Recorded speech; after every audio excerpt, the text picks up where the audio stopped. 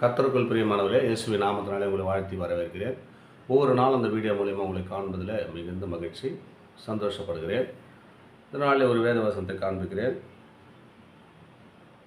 எரேமியா தீர்க்கதரிசன புஸ்தகம் 33:6. இதோ நான் அவர்களுக்கு சௌக்கியமும் ஆரோக்கியமும் வரப்பண்ணி. யாரெல்லாம் சௌக்கியம் இல்லை, ஆரோக்கியம் இல்லை, சமாதானம் இல்லை, ஆண்டவர்களுக்கு கொடுக்க போகிறார், சமாதானத்தை கொடுக்க போகிறார், ஆரோக்கியத்தை கொடுக்க போகிறார், சௌக்கியத்தை உண்டு பண்ண போகிறாராம். என் வாழ்க்கையில் இது நடக்கலை, என் சரீரத்தில் ஒரு பலவீனம் அது நீங்களே, சௌக்கியமாக இல்லை, உடம்பை பார் சோர்ந்து போகுது அப்படின்னு நினைக்கிறீங்களா? அன்பு சகோதரன், இந்த காலையில் உங்களுக்கு ஆண்டவர் பேசுகிற வார்த்தை, இதோ நான் அவர்களுக்கு சௌக்கியமும் ஆரோக்கியமும் வரப்பண்ணி அவர்களை குணமாக்கி, அந்த சூழ்நிலையிலேருந்து குணமாக்க போகிறாராம். உங்களுக்கு வறுமையாக இருக்கலாம், கஷ்டமாக இருக்கலாம், வியாதியாக இருக்கலாம், எந்த காரியத்தை பற்றி நீங்கள் கவலைப்படாதீங்க.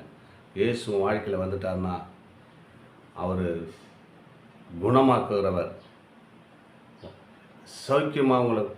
சௌக்கியத்தையும் ஆரோக்கியத்தையும் வரப்பண்ணி அவர்களை குணமாக்கி அவர்களுக்கு பரிபூர்ண சமாதானத்தையும் சத்தியத்தை வெளிப்படுத்துவாராம். சமாதானம், சத்தியம் எல்லாம் உங்களுக்கு காயங்களை சொல்லிக்கிங்க.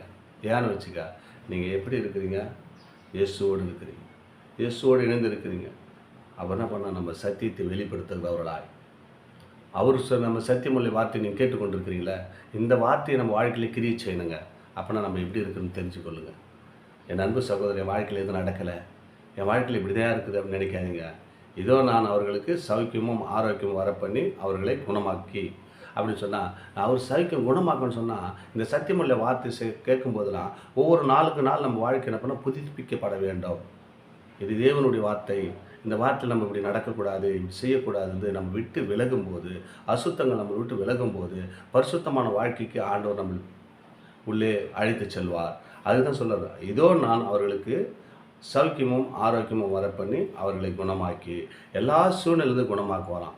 எப்போன்னு சொன்னால், நீ பரிசுத்தமான தேவனை தொழுது கொள்ளுகிற, அவருடைய வசனத்தை கேட்குற, அவர் வழியில் நடக்கும்போது நிச்சயமாக அவர் என்ன பண்ணுவாராம், உங்களை குணமாக்கி அவர்களுக்கு பரிபூர்ண சமாதானம் வந்துடுங்க வாழ்க்கையில்.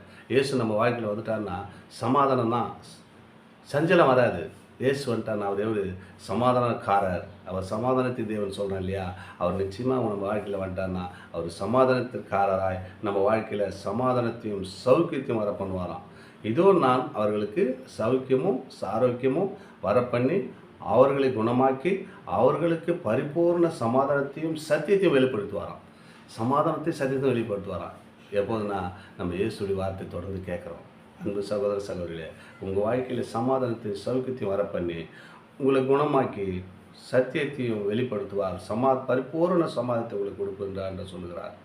தொடர்ந்து வீடியோ பாருங்கள், ஆசீர்வாதத்தை பெற்றுக்கொண்டு அன்போடு வாழுங்க. ஆமென். God bless you.